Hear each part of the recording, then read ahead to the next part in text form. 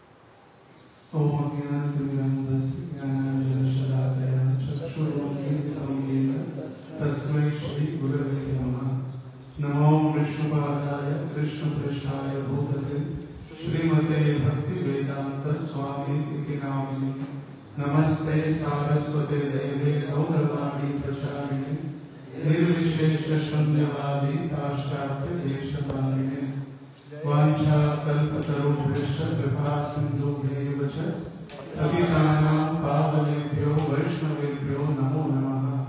जय श्री कृष्ण चैतन्य प्रभु नित्यानंद श्री अद्वैत गदाधर श्रीवासादि गौर भक्तवृंद।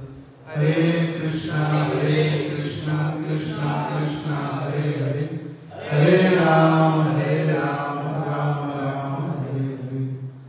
हरे कृष्ण। सभी भक्तों का स्वागत है आज के इस प्रातःकालीन श्रीमद् भागवत कक्षा में। आज कामदा एकादशी के अवसर पर हम अध्ययन करेंगे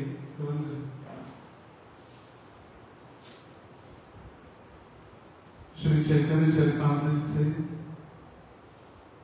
आज ये चैतन्य चरितामृत का मध्य लीला अध्याय 22, अध्याय का शीर्षक है भक्ति की विधि। इस पर हम चर्चा करेंगे। जैसे आज हमने कहा कामदा एकादशी भी है और साथ ही साथ परम पूज्य जय प्रकाश स्वामी महाराज की 76वीं व्यास पूजा भी आज है। तो पिछले वर्ष हमें सौभाग्य प्राप्त हुआ, एक दिन पहले मतलब दशमी के दिन पता चला कि महाराज मायापुर नहीं जा पाएंगे। महाराज दिल्ली में थे, लीवर हॉस्पिटल दिल्ली का जो सबसे प्रसिद्ध नेशनल लीवर हॉस्पिटल है दिल्ली, और वहीं पर महाराज जी का इलाज हो रहा था। दवाई और डॉक्टर उनको निगरानी में रखे थे। और 75th व्यास पूजा थी महाराज जी की, 75वीं। और फिर 75वीं व्यास पूजा के अवसर पर बहुत बड़ा विशाल आयोजन श्री मायापुर धाम में था। मगर डॉक्टर ने अनुमति नहीं दी कि इतना आप ट्रैवल करके दिल्ली से फिर कलकत्ता से फिर नवद्वीप मायापुर जाएंगे। और फिर डॉक्टर ने अनुमति नहीं दी तो फिर एक दिन पहले तक सारे शिष्य और सारे भक्तगण डॉक्टर को विनती कर रहे थे कि कम से कम हमें व्यास पूजा मनाने के लिए तो दीजिए। तो डॉक्टर ने कहा 10 से 1 बजे तक 2 या 3 घंटे के लिए हम इनको हॉस्पिटल के बाहर भेज सकते हैं। और फिर एक दिन पहले पता चला कि दिल्ली में कई सारे जितने विशिष्ट व्यवस्थापक थे व्यास पूजा के, वो घूम रहे थे अलग अलग स्थानों में कि कहाँ व्यास पूजा की जाए। और इतने कम समय में फिर हॉल बुकिंग करना, तैयारी करना एक दिन में कठिन हो जाता। घर में कुछ थोड़ा प्रोग्राम भी होता है 150 लोगों का, तो 15 दिन 1-1 महीना तैयारी होती है। और फिर ऐसा कोई स्थान नहीं है जहाँ पर महाराज जी के शिष्य न हो। इस पृथ्वी के ऊपर कहीं भी हो, कहीं ना कहीं आप जंगल में भी जाएंगे तो हम मिलेंगे कि कहीं ना कहीं महाराज जी के शिष्य हैं। तो वृंदावन, दिल्ली, NCR, और एक दिन पहले जैसे पता चला कि दिल्ली में व्यास पूजा होने वाली है तो मायापुर के भी कई सारे वरिष्ठ भक्त सन्यासी वो भी तैयार हो गए दिल्ली आने के लिए। फिर एक दिन पहले 1:30 बजे 2 बजे 2-2:30 बजे के बीच फाइनल हुआ कि व्यास पूजा नोएडा में मनाएंगे, क्योंकि नोएडा मंदिर का ही ऑडिटोरियम सबसे बड़ा है जो नीचे बेसमेंट में। और फिर एक रात में तैयारी और फिर दूसरे दिन व्यास पूजा। और फिर 75वीं व्यास पूजा महाराज जी की पिछले वर्ष नोएडा में हमने मनाई थी।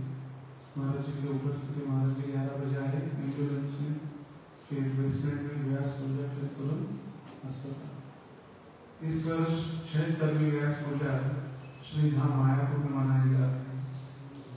और मायापुर धाम में महाराज जी अभी भी गौर पूर्णिमा के उपरांत सफारी यात्रा लेकर जाते हैं। जितने भी विदेश से आए हुए भक्त है, जैसे ब्रजमंडल की बात पहले यात्रा होती थी महाराष्ट्र टूर, तो पुराने भक्तों को पता होगा।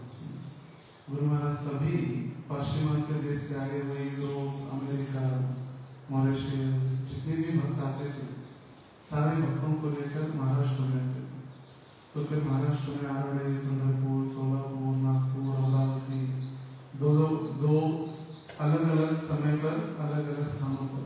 अगर यहाँ आए इस दक्षिण महाराष्ट्र में, दक्षिण पश्चिम, तो फिर आरवड़े, पंढरपुर, सोलापुर, कोल्हापुर, फिर सातारा, कृष्ण वेणा संगम, यहाँ पर दर्शन करके फिर भक्त वापस जाते। और फिर नागपुर, अमरावती, नागपुर के पास रामटेक, कौंडिन्यपुर, रुक्मिणी का जन्म स्थान, तो वो महाराष्ट्र टूर प्रसिद्ध हुआ करते थे। और कुछ वर्षों से फिर तुरंत जगन्नाथपुरी में क्षेत्र परिक्रमा प्रारंभ हुई, तो फिर महाराष्ट्र टूर बंद करनी पड़ी, क्योंकि सारे डिवोटीज हजारों की संख्या में जगन्नाथपुरी प्रस्थान कर रहे थे तुरंत पूर्णिमा के बाद।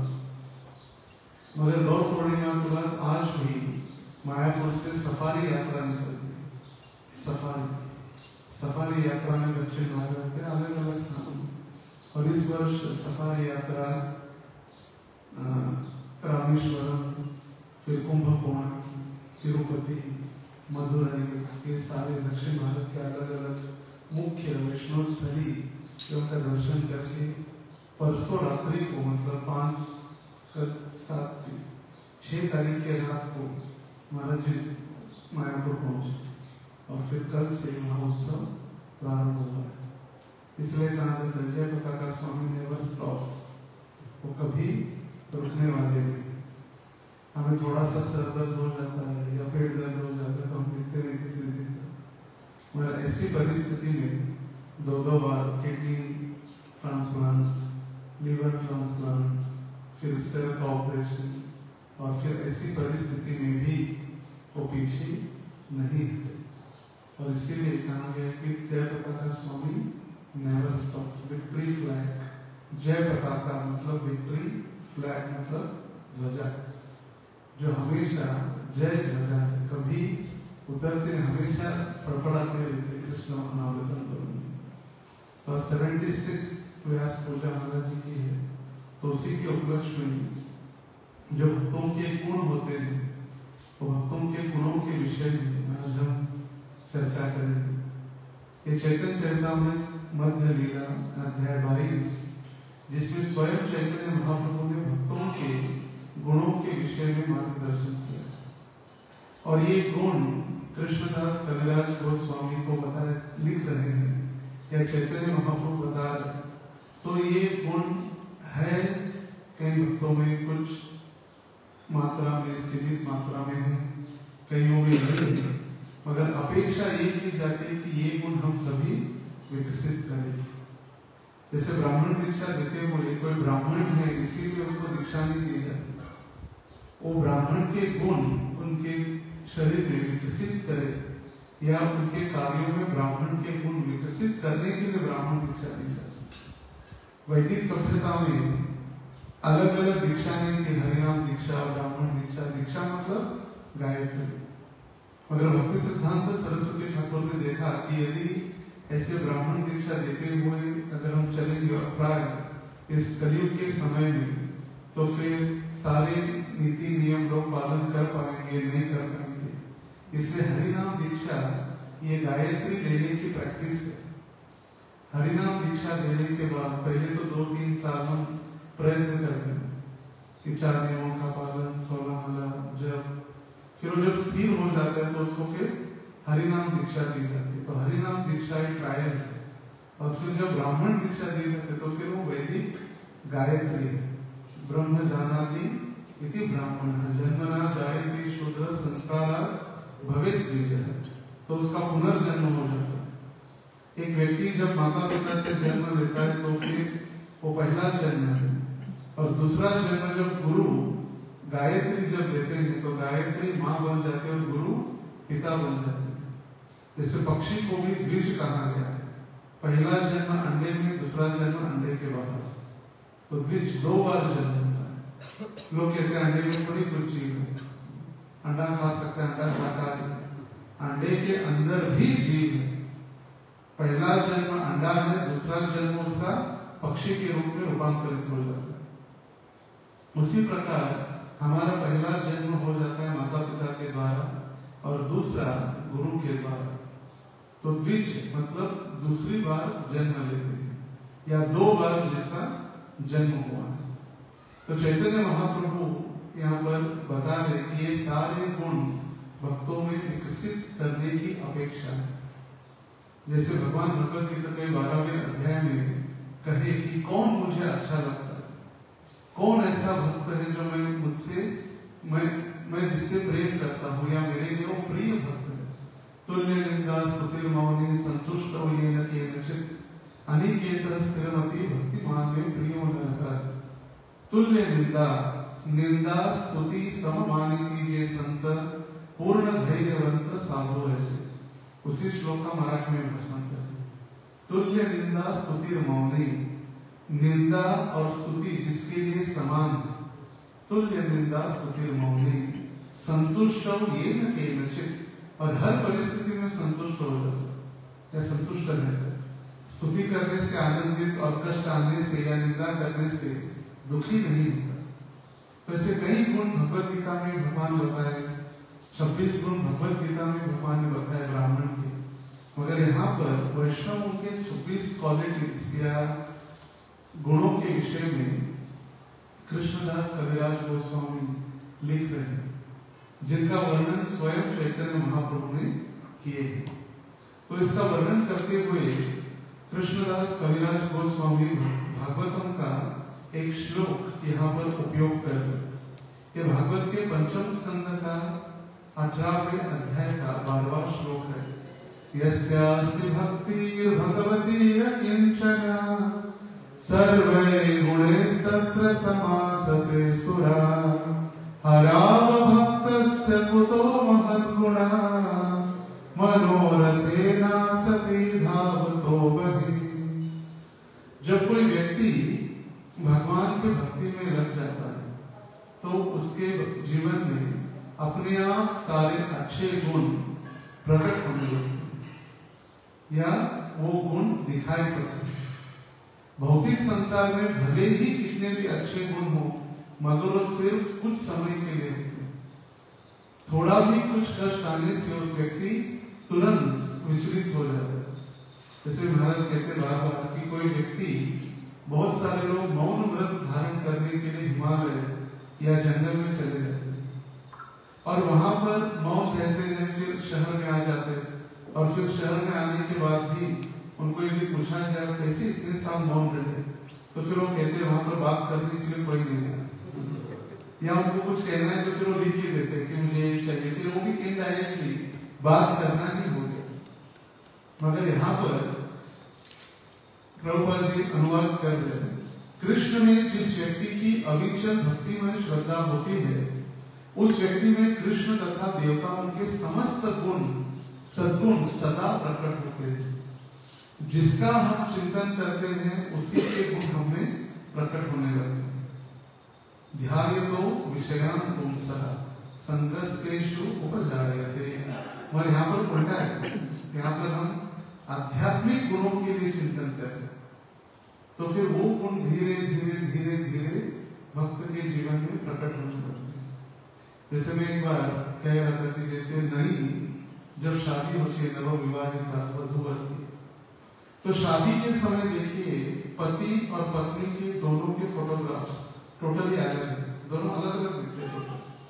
मगर कई वर्षों के उपरांत 10, 20, 30 पति पत्नी दोनों एक दूसरों का इतना चिंतन रहता है, दिन भर तो चिंतन रहता ही, पति पत्नी का चिंतन करके पत्नी पति का पति पत्नी का, तो चिंतन करने मात्र से धीरे धीरे धीरे उनके जो चेहरा है वो सामायिकता दिखने लगते, बहुत अंतर हो जाता है।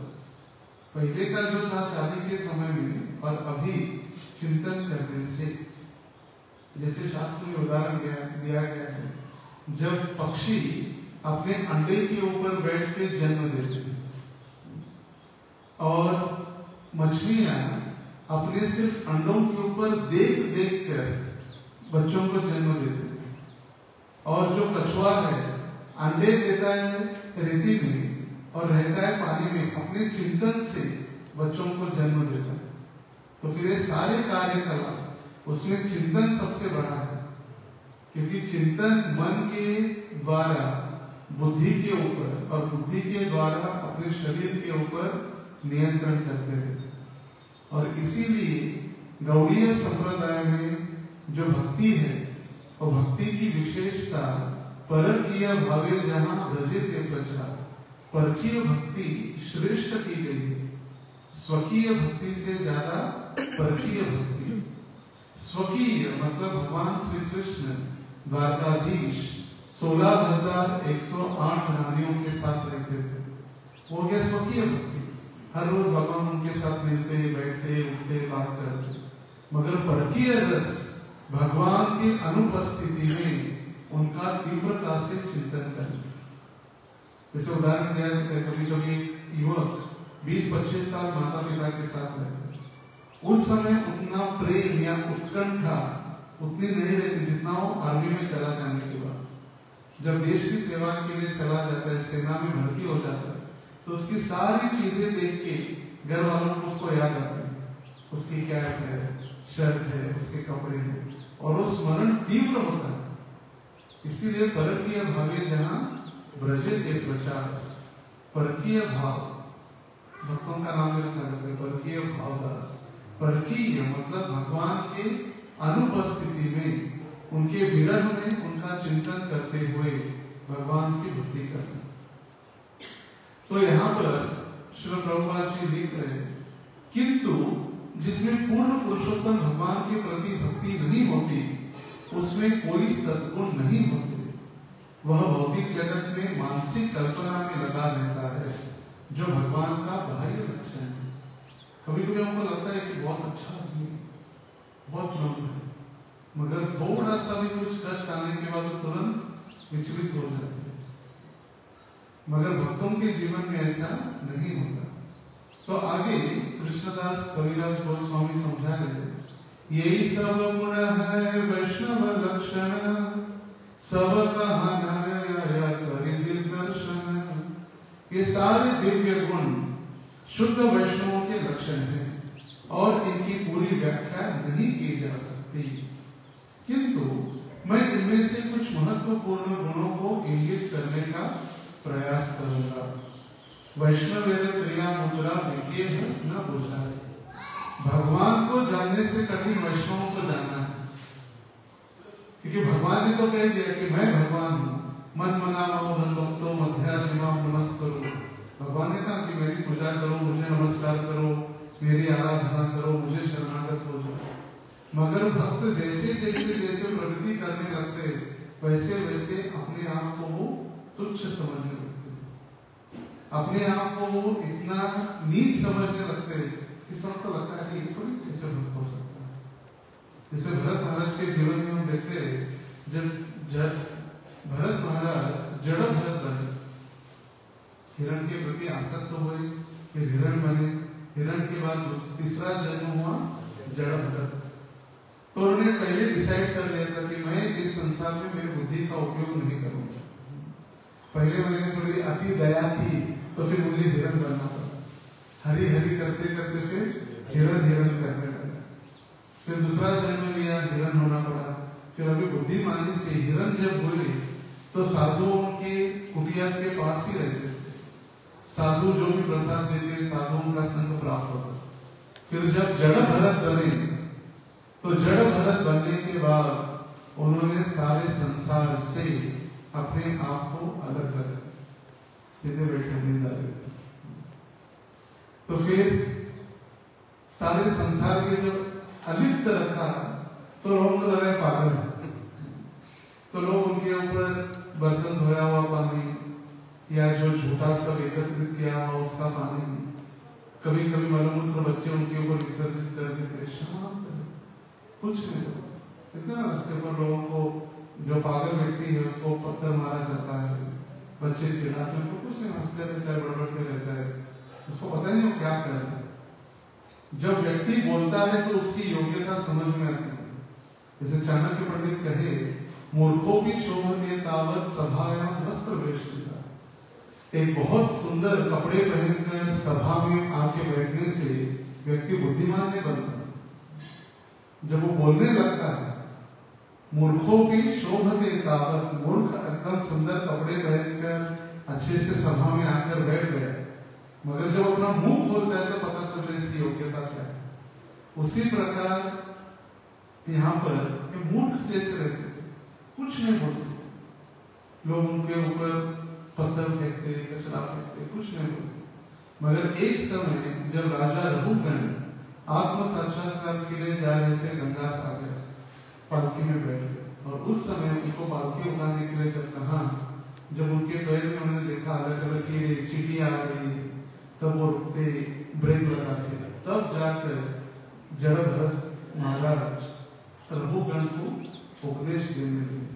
रघुगण तपसा नहीं आती, हे रघुगण आपको क्या लग रहा है, बड़ी बड़ी तपस्या करके, अग्नि में खड़े होकर, ब्रह्मचर्य का पालन करके, गृहस्थ के नियम का पालन करके आप आत्म साक्षात्कार कर पाएंगे? नहीं।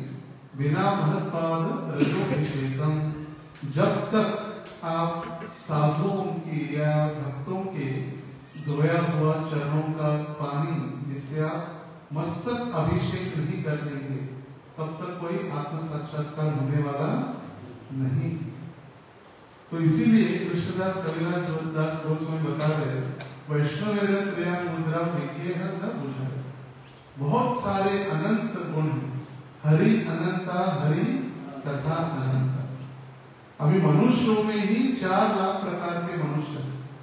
चतुर्लक्षाणी मानवा, उनके अलग अलग विचार और उनके नियति के अनुसार, नियति होते हैं व्यक्ति के गुणों के अनुसार। हमको तो पता है सिर्फ स्त्री और पुरुष 2 ही, मगर शास्त्रों में उन्होंने कितने प्रकार के? 4 लाख। चतुर्लक्षाणी मानव, 4 लाख प्रकार के मनुष्य। तो मनुष्य 4 लाख प्रकार के, फिर भक्तों के गुण इसमें और कितने ढूंढने का हम प्रयास करेंगे। और इसीलिए कृष्णदास कह रहे हैं कि सारे गुणों का तो बखान नहीं किया जा सकता, मगर कुछ महत्वपूर्ण मुख्य गुणों को मैं यहाँ पर बताना चाहता हूँ।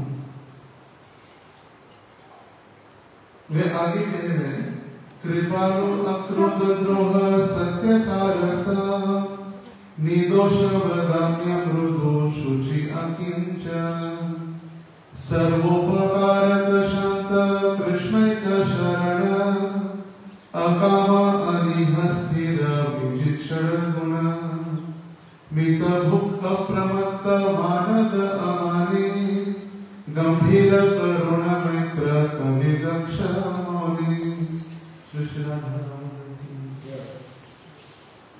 तो यहाँ पर 26 गुणों का वर्णन, किसके? वैष्णवों के गुण। ये गुण हमें पाए भी जाते होंगे, थोड़ी बहुत मात्रा में, सीमित मात्रा में होंगे भी। कुछ गुणों में हम आगे होंगे, कुछ गुणों में पीछे होंगे, कुछ गुणों के हमें नाम भी नहीं सुने होंगे, पहली बार हमारे ऐसे भी होता है।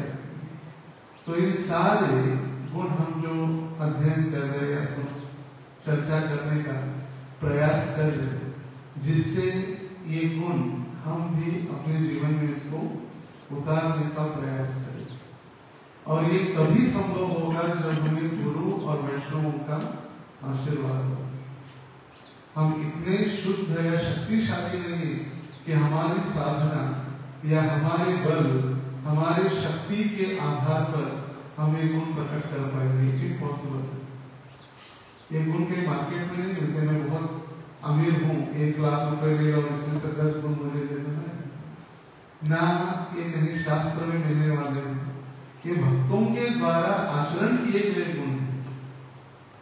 तो इसीलिए जब हम भक्तों के द्वारा भक्तों की सेवा करेंगे, भक्तों की कृपा प्राप्त करेंगे, भक्तों का हमें आशीर्वाद मिलेगा, तभी ये गुण हम हमारे जीवन में या हमारे कार्यों में इसकी प्रगति कर सकते हैं, इसको स्वीकार कर सकते हैं। जैसे जिस व्यक्ति के पास जो है वही वो दे सकता है। यदि किसी के पास 100 रुपए है तो मैक्सिमम 100 रुपए ही दे सकता है। वैसे हालांकि कोई देता नहीं, 100 रुपए होने से 10-5 रुपए दे देते हैं। यदि किसी के पास कृष्ण है तो फिर वो कृष्ण देंगे, जो व्यक्ति कामुक है वो काम वासना देगा, जो शराबी है वो शराबी पिलाएगा। शराबी के पास जाकर कोई अमृत नहीं मिलने वाला, शराब जो जिसके पास है वो वही देने वाला। और इसीलिए वैष्णव के पास ये गुण है, तभी वैष्णव हमें गुण प्रदान कर सकते हैं। कृष्ण से तोमार कृष्ण देते बार तोमान शक्ति आचे, वो कृष्ण देने के लिए उनके पास शक्ति है, वो कृष्ण को हमें दे सकते हैं। हरिदास, हरिदास मतलब क्या है? हरि के दास, जो वैष्णव। तो ये वैष्णव के पास यदि हम नम्रता से, कैसे भगवान कहे, तत्विद्धि प्रणिपातेन परिप्रश्नित सेवया उपध्यक्षन्ति ते ज्ञानम ज्ञानिनः तत्त्वदर्शिनः। तत्विद्धि प्रणिपात, नम्रता से जाकर उनको प्रश्न पूछकर, कभी कभी प्रश्न पूछे जाते चैलेंजिंग नेचर में। देखता हूँ प्रोडक्शन करने वाले को कितना पता है, इसके मैं ऐसे ऐसे प्रश्न पूछूंगा, इसको एकदम डेंजर प्रश्न पूछ के इसको मैं डेंजर परिस्थिति में डाल दूंगा, कंपटीशन।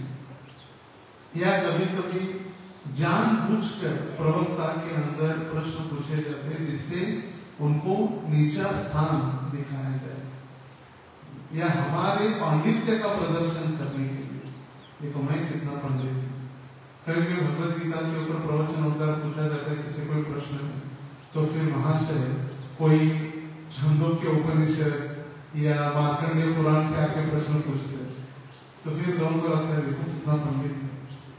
मगर आध्यात्मिक जगत में हमारा पांडित्य, हमारी शक्ति, हमारा बल, हमारी सुंदरता, ये कभी भी काम आने वाली नहीं जब तक वैष्णव की कृपा न हो। जैसे आज हम देख रहे मायापुर धाम में जो मंदिर बन रहा है, द टेम्पल ऑफ वैदिक प्लैनेटोलॉजी। जब अमेरिका में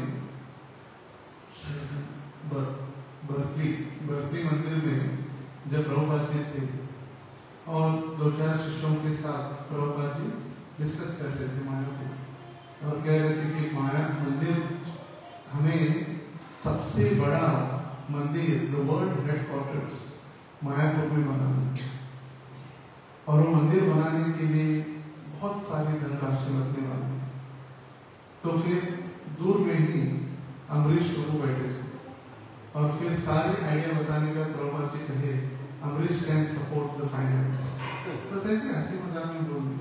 मगर वो भी वाक्य श्री प्रभुपाद जी के उन्होंने स्वीकार करके, जब फोर्ड कंपनी टोटली लॉस में गई थी, उनके शेयर्स लॉस में थे, और उस समय उन्होंने 1% या 2%, 2% ब्याज के ऊपर धनराशि लेकर मायापुर मंदिर के कंस्ट्रक्शन के लिए 2%, और फिर गुरु को प्रसन्न करने के लिए इतना बड़ा व्यक्ति एल्फ्रेड फोर्ड के पुत्र, वो हर जगह पर जाके, हर मंदिर में जाके भिक्षा मांगते।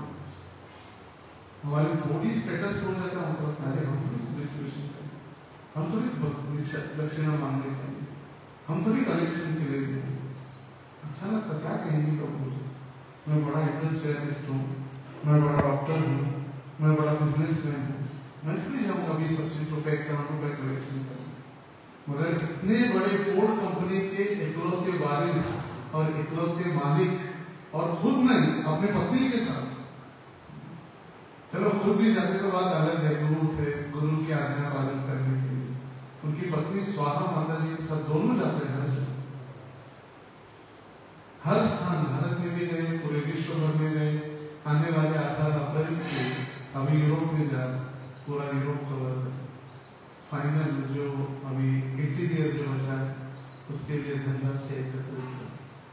तो जब ये गुरु और वैष्णव के आशीर्वाद से ही ये संभव हो सकता है, असंभव है। हम सोच भी नहीं सकते पाश्चिमात्य देश के बड़े बड़े इतने इंडस्ट्रियलिस्ट खड़े होकर किसी से मांगे। मांगना तो दूर की बात, जब एयरपोर्ट के ऊपर वगैरह जब चेयर नहीं होती या फुल होती है, या रेलवे स्टेशन के ऊपर, वो बैठते भी नहीं, नीचे बैठने जैसे भारत में देखते, कहीं भी रेलवे स्टेशन भीड़ भाड़ है, कहीं भी चद्दर डाल दो, बेडशीट डाल दो या प्लास्टिक डाल दो। और सबको पता है कि प्लास्टिक का भी बिजनेस है, जो बिछाने वाले प्लास्टिक है 20-20 रुपए, सबको लगता है कि ले लो भाई, एक बार डाल दो, बैठा आराम से चलो, उसका भी बिजनेस। ये लोग बैठते नहीं, मांगना तो क्या है, उनका प्रेस्टीज, इमेज, ये सिर्फ भक्तों के आशीर्वाद से ही संभव हो सकता है। तो ये गुण कौन से हैं? कृपया शब्दार्थ दोहराइए। कृपालु, दयालु, अकृतद्रोह, बदला न लेने वाला, सत्यसार, पूर्ण रूप से सच्चा, समभाव, निर्दोष, दोष रहित, वदान्य, उदार, मृदु, कोमल, शुचि, स्वच्छ, अकिंचन, भौतिक संपत्तियों से रहित, सर्व उपकारक, सभी के कल्याण के लिए कर्म करने वाले, शांत, शांत, कृष्ण एक शरण, पूर्ण रूप से कृष्ण का शरणागत, अकाम, इच्छा रहित, अनीह, भौतिक संग्रह के प्रति अनासक्त, स्थिर, दृढ़, विजित षटगुण, 6 दुर्गुणों को पूर्ण रूप से वश में करने वाले, मितभोग, जितना आवश्यक हो उतना ही खाने वाले, अप्रमत्त, उन्मत्तता से रहित, मानद, सबको सम्मान देने वाले, अमानी, मिथ्या गर्व से रहित, गंभीर, गंभीर, करुण, करुणाशील, मैत्र, मित्र, कवि, कवि, दक्ष, निपुण, मौनी, मौन।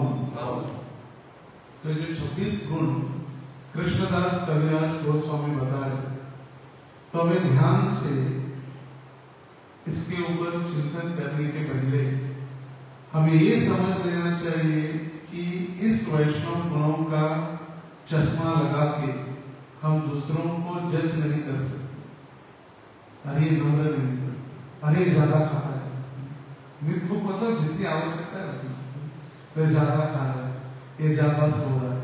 ये हम जैसे वैष्णव सदाचार का चश्मा लगा के हम सबको जज नहीं कर सकते, तो हमारा चिंतन नहीं होगा। जैसे कृष्ण के लिए गोपियां भी चिंतन करती थी और कंस भी चिंतन करता, मगर कृष्ण के लिए गोपियां जो चिंतन करती वो अनुकूल से था और कंस जो करता वो प्रतिकूल से, क्योंकि कंस को कृष्ण को मारना था, प्रेम नहीं करना।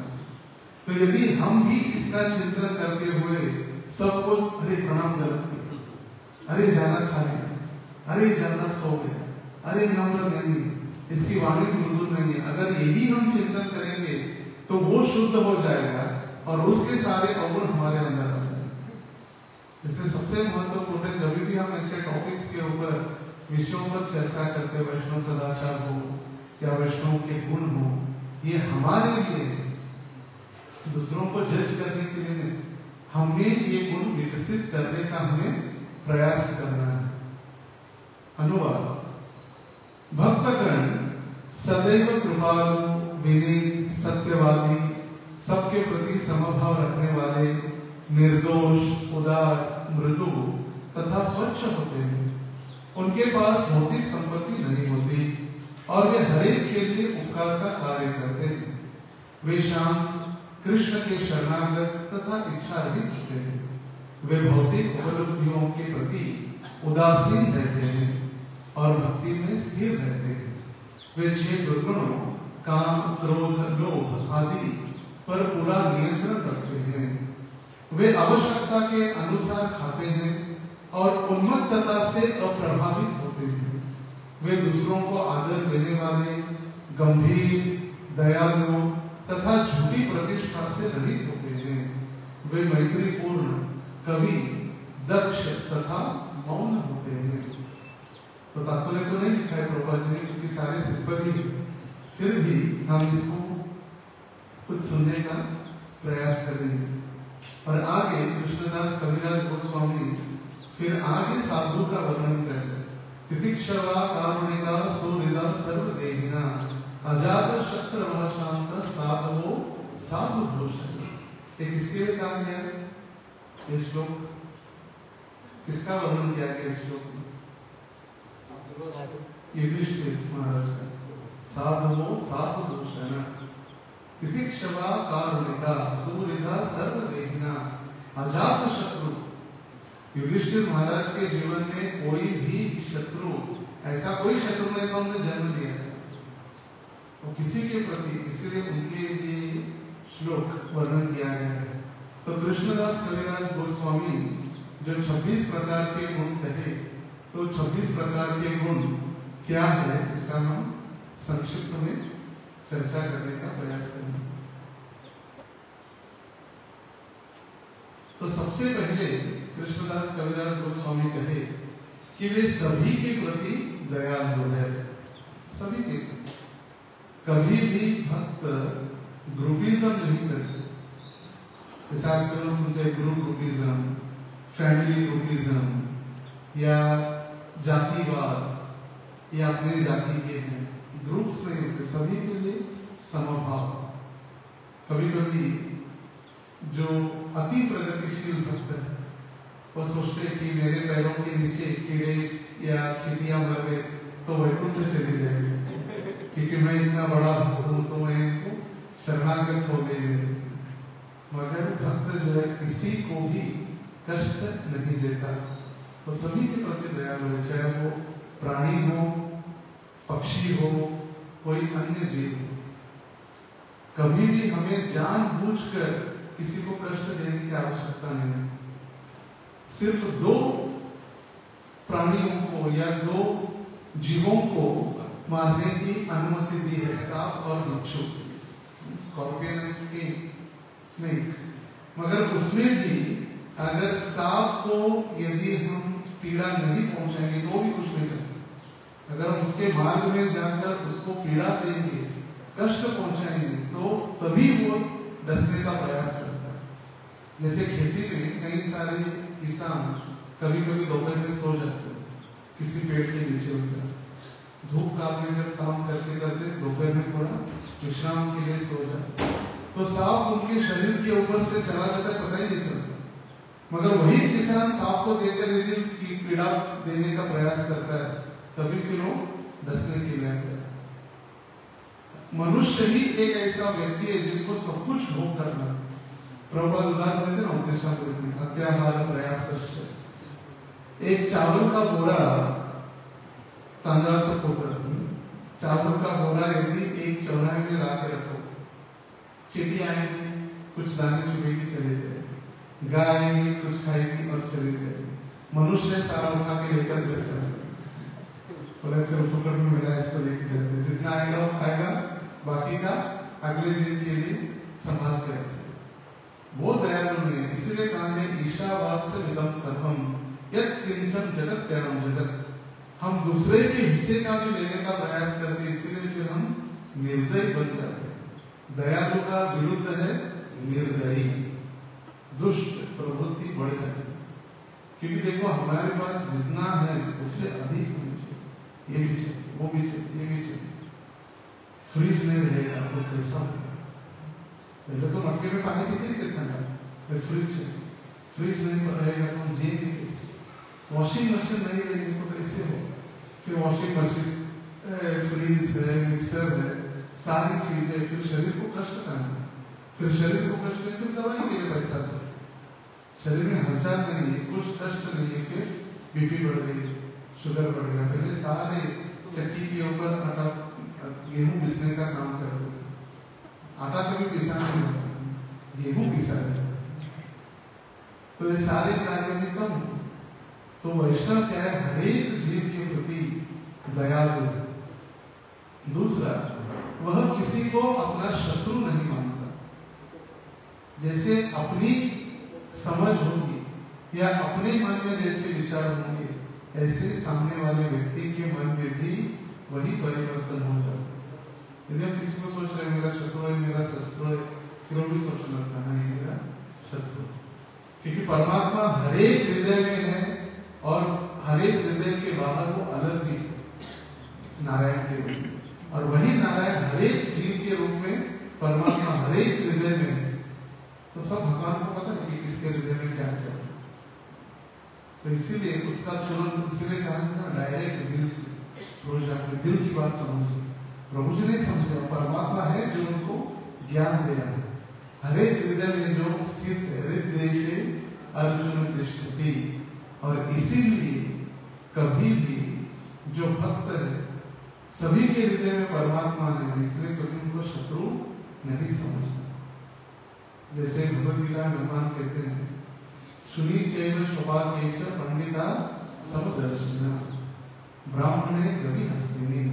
जो चांडाल है, कुत्ते का मांस खाने वाला है, कुत्ता है या हाथी है, सभी के हृदय में परमात्मा होने के कारण तो सभी को समान देखते हैं, इसलिए शत्रु होने का प्रश्न नहीं।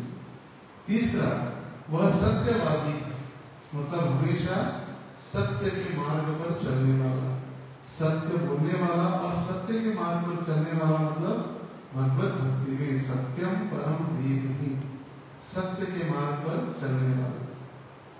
चार, वह सभी के प्रति समान है, कभी ग्रुपिज्म सभी के लिए समान, ये मेरे ये पराये, अयम व्यक्ति परो व्यक्ता गणना लघु चेतसाम उदार चरिता नाम तो वसुधैव कुटुंबकम।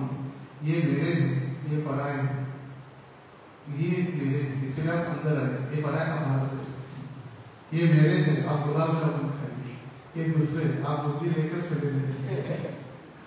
अयम व्यक्ति परो व्यक्ता गणना लघु चेतसाम, ये छोटी संकुचित बुद्धि है। पांचवा, कोई भी उसमें दोष नहीं निकाल सकता। वैष्णव इतने दयालु, सभी के प्रति प्रेम देने वाले। जैसे श्रीनिवास आचार्य षट गोस्वामी अष्टकम लिखे, उसमें लिखे धीरा धीरा जना प्रिय प्रिय करो निर्मत्सरो पूजितो। गोस्वामी इतने सभी के लिए प्रेम करते थे वृंदावन। धीर अधीर जन प्रिय करो, भक्त तो प्रेम करते ही थे, साथ ही साथ जो दुष्ट प्रवृत्ति के लोग थे वो भी उनसे प्रेम करते थे। इतना प्रिय उनका स्वभाव। धीर अधीर जन प्रिय करो, सभी उनसे प्रेम करते, और इसीलिए सभी के साथ यदि हम प्रेम करते तो फिर दोष को निकाले। दोष तभी निकाला जाता है हम प्रेम नहीं करते, हम किसी की निंदा कर रहे हैं या किसी के प्रति द्वेष कर रहे हैं, तभी हमें दोष निकाले जाते हैं। जब हम सभी से प्रेम करेंगे तो कोई दोष क्यों निकालेंगे। जैसे माँ सभी बच्चों के प्रति प्रेम करते तो उसका कोई दोष निकालता नहीं। कभी कभी दवाई भी पिलाती है, कड़वी दवाई, फिर भी उसको पता है कि नहीं ये मेरी माँ है, मेरे अच्छे के लिए ही कष्ट दिया जाए। नंबर 6, वह उदार है, उदार चरिता नाम। तो उदार मतलब दयालु का ही एक भाव। उदार मतलब सभी के लिए, अपने आप को सभी के लिए, जैसे दुकान कहते हैं ना, सबके लिए दुकान खोली है, सबके लिए फ्री ऑफ कॉस्ट, सभी के लिए, कोई भी आके उनकी कृपा प्राप्त कर सकता है। उदार, दार मतलब दरवाजा, उदार जिन्होंने कभी अपने दरवाजे लगाए हैं सबके लिए, उदार शिव जी है सबसे। ठीक है, 24/7 कभी भी शिव जी का मंदिर बंद नहीं होता, हमेशा खुला रहता है, कभी भी जाके आप दर्शन कर सकते शिव जी 24 घंटे। स्मशान के शिव जी का मंदिर कहीं भी कोई नीति नियम एकदम उदार है।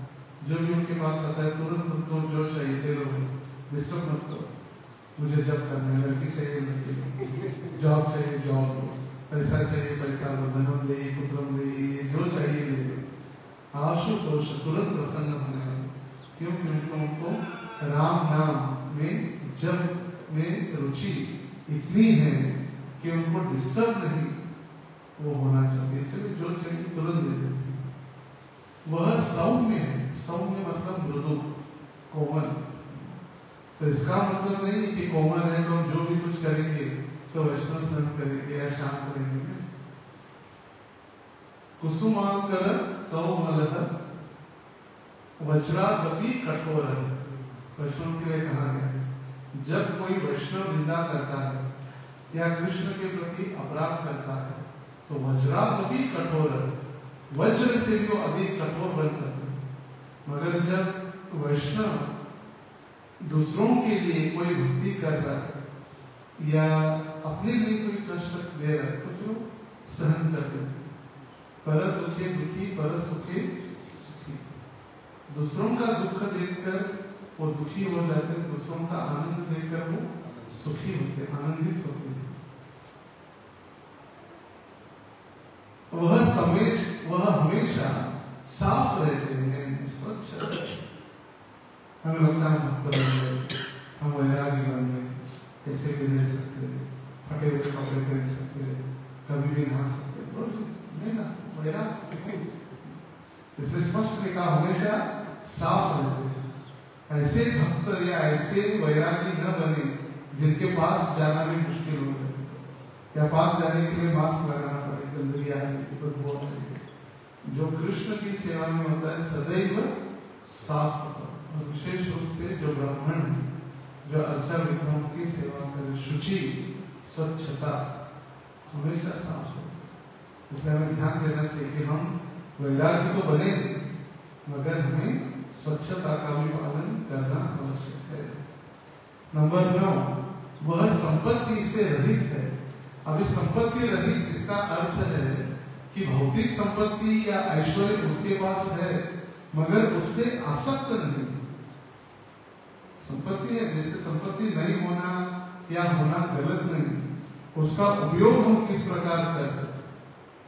और देखिए भक्ति में आने के बाद तो अपने आप खर्चे कम हो जाते, मांसाहार बंद, चाय बंद, सिगरेट बंद, मादक द्रव्यों का सेवन बंद, बड़ी बड़ी महंगी शराबें बंद, होटल में जाके पार्टी करना बंद, महंगे महंगे दुकान में जाके खाना बंद, रेस्टोरेंट में जाके हर महीने की पार्टी बंद, कुछ भी अनाप शनाप जो भी दिखे खाना बंद।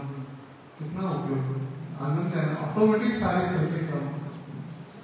कृष्ण को भोग लगाओ, प्रसाद। कितने सारे युवक और कितने सारे भक्त अपना अनुभव शेयर करते। एक तो मुझे बताया तुम रोज में घर में खाता ही नहीं था, महीने में 2-4 बार 5 बार खाता था मैं घर में। हर रोज पार्टी चलती थी दोस्तों के साथ, हर रोज इसका बर्थडे है, उसकी पार्टी है, उसका शादी है, उसका ये है, तो पार्टी चलती थी।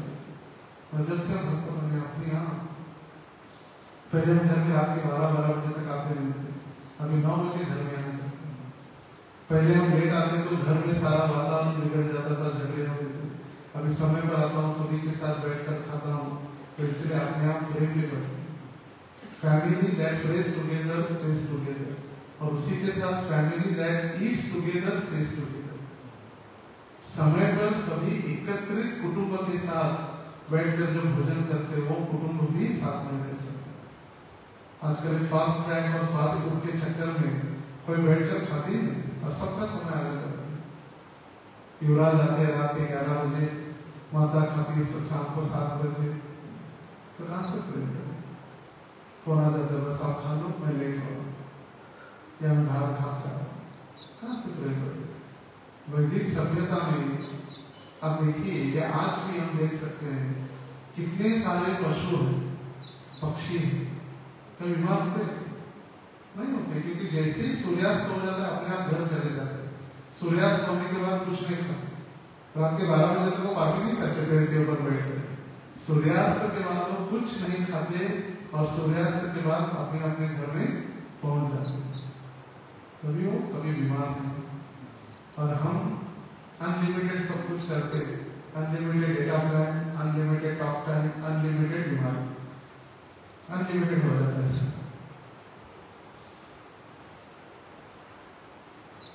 10, वह सभी के लाभ के लिए कार्य करता है। जो वैष्णव कार्य करते, किसी भी सारे विश्व के हेतु के लिए, विश्व को भगवान की कृपा देने के लिए, सभी के हित के लिए। यदि प्रभुपाद जी सोचते 1959 में जो प्रभुपाद जी ने संन्यास लिया केशव जी रोडे मठ में मथुरा में, तब प्रभुपाद जी वृंदावन आ गए रहने के लिए। प्रभुपाद जी अभी सोचते आ रहे मैं अच्छा खासा भजन कर रहा हूँ, मस्त एक मेरे पास बेडरूम है, एक किचन है, राधा दामोदर का महाप्रसाद तो मिल जाता है, आराम से भजन करूँ, कौन जाएगा इतना दूर? पता फिर ऐसे इसको नाम बनता नहीं, कष्ट लिए विदेश त्याग करे तभी जाकर इस्कॉन संस्था या कृष्ण भक्ति सारे विश्व को प्रभुपाद जी प्रदान की। तो वैष्णव वो है जो सबके हित के लिए कार्य करता है, सिर्फ अपने लिए नहीं, स्वार्थी नहीं, वो परमार्थ सबको देने के लिए है, वो उदार है, तो स्वार्थी हो ही नहीं सकता। अत्यारा वह बहुत शांत है। शांत मतलब वो उत्पटांग चीजें कुछ नहीं करता, संसारिक चीजें जो उत्पटांग चीजें होती है संसार की, उसमें उसकी रुचि नहीं। शांत रहकर भगवान की भक्ति में आनंद लेते। कभी भी ऐसा होता है प्रतीत की आगे चलकर जैसे ही आप भक्ति के अंदर गंभीर होने लगते हैं तो धीरे धीरे धीरे भीड़ भाड़ या भौतिक लोगों का संग अच्छा नहीं लगता। देखिए अपने आप जैसे जैसे भक्ति में आगे चलते हैं, फिर डीजे बैंजो पार्टी, अपने आप वो व्यक्ति इससे दूर आने लगता है, क्योंकि उसको शांत रहकर, क्योंकि भगवान के पास जो शांति है संसार में कहीं नहीं। हम लिखते तो है घर पर शांति निकेतन, मगर शांति भागी घर के अंदर शांति है, हर रोज सुबह से रात तक झगड़े ही चलते, नाम है शांति निकेतन। तो ऐसे जो भगवान का भक्त है वो शांत रहकर भगवान की सेवा में लगा है, वो एडवर्टाइज नहीं करता अपनी भक्ति। शांत का और एक है अर्थ कि भौतिक जगत में कुछ भी कार्य करें तुरंत एडवर्टाइज करते, 5 रुपए भी दे रहे भिखारी को फोटो निकालते हम दान दे रहे। तो भक्तों को जो कार्य कर रहे उसको शांत रूप से, उनको पता है कि कृष्ण देख रहे हैं, जो भी मैं कर रहा हूँ भले कोई देखे या न देखे, कृष्ण तो इस कार्य को देख ही रहे हैं। कृष्ण का जैसे नाम हमने कहा चक्का डोला, जगन्नाथ जी का नाम क्या है? चक्का डोला, इतनी बड़ी बड़ी आंखें। जैसे देखिए नमो पंकज नाम है, जो पंकज के समान, पंखुड़ी के समान नेत्र, तो यहाँ देख सकते हैं, यहाँ देख सकते हैं बस, मगर जो गोल है ऊपर नीचे हर जगह गोल गोल गोल व्यक्ति देख सकते। जगन्नाथ जी हर जगह देखते, ऊपर नीचे आजू बाजू ईस्ट वेस्ट नॉर्थ साउथ ईशान्य नैऋत्य वायव्य अन्य हर जगह देख सकते, बड़ी बड़ी गोल गोल। एक जो हमारे जैसे आंखें जो पंकज नेत्र वो इधर इधर इसलिए जगन्नाथ जी और कृपालु अपने भक्तों के प्रति।